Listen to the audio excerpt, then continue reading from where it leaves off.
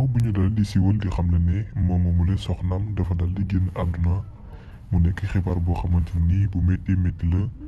ñu bari ci askan wi di ko ñaawlu waaye am na ci leneen loo xam ne lu ñaawlu juddoo ci mbir mi ni mel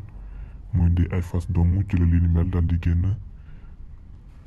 tukkee ci li nga xamante ni moo dal di dal Babou Tandian mi nekkoon ancien patron bu Sénégal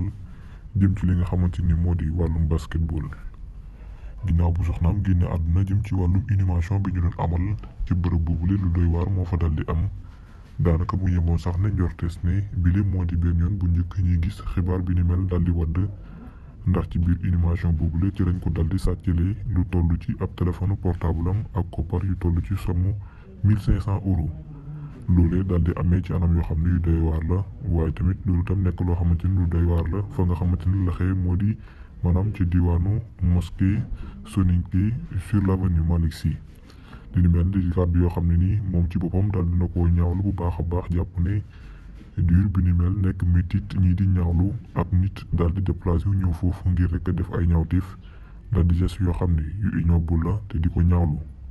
mu jàpp sax ne nekkuloon maanaam li nga xamante ni moo di moment bu mu soxla woon téléphone portable am ci moment bi mu ko gën a soxla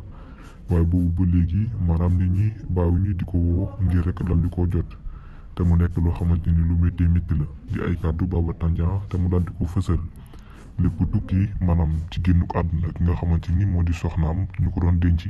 di ko ñaanal en même temps yàlla na ko suñu borom dal di yërëm di xaare ko àjjana lii di wane rek ni nit ñi seen ay xalaat dal di wute lool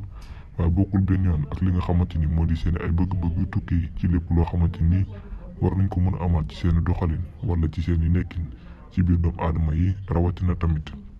bu fekkente ni yenn jëf yi wala yenn taxawalin yi dal dina am